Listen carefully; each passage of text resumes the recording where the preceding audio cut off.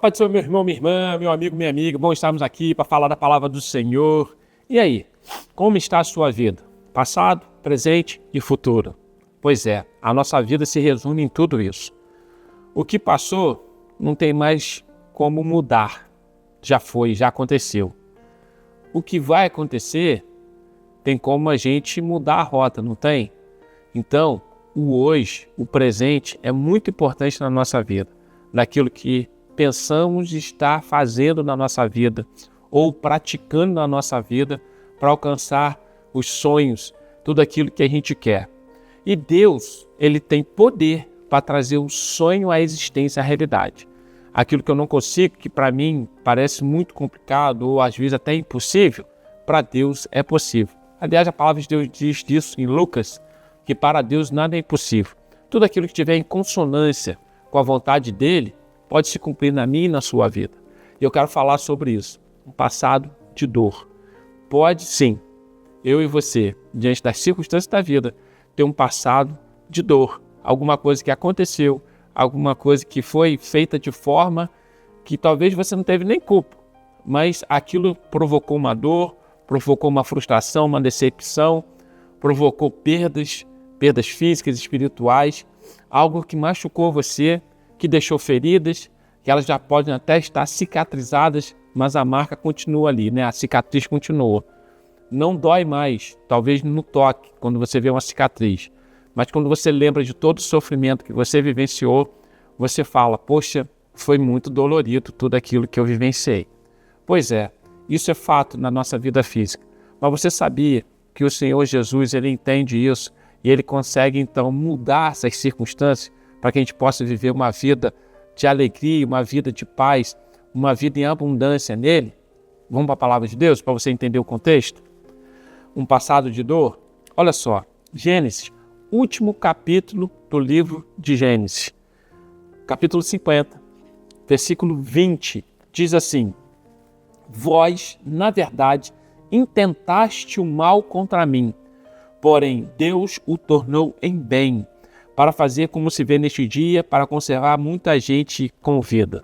Pois é, eu estou falando aqui sobre José, sobre o sonhador José, aquele que teve os sonhos e que quando ele contou o seu sonho, tudo foi na contramão.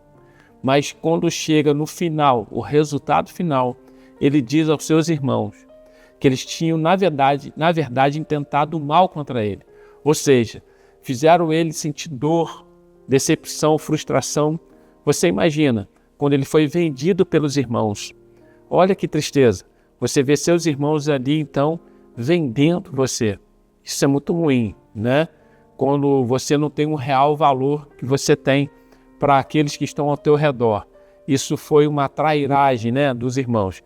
E depois disso, então, José foi preso, José virou escravo, José virou mordomo, e a vida dele, então, tomou um rumo tão complicado, fisicamente falando, mas ele sempre estava em Deus, firmado em Deus.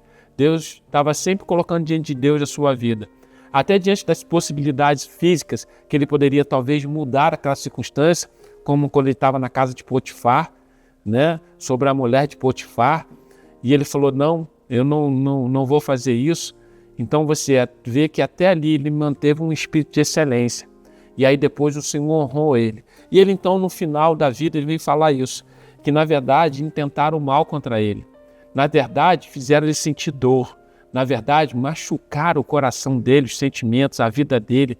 E parecia que estava tudo errado.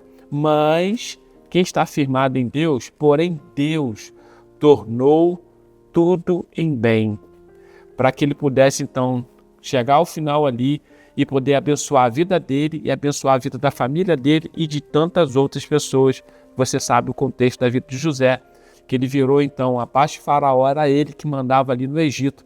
E ele então conseguiu manter os mantimentos nos celeiros do Egito e todo mundo estava sem alimento. Porém, o Egito tinha alimento para viver os 7 anos de seca e crise.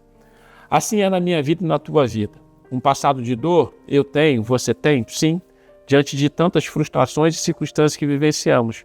Mas no presente hoje há um Deus que vai nos fazer viver o melhor nessa terra.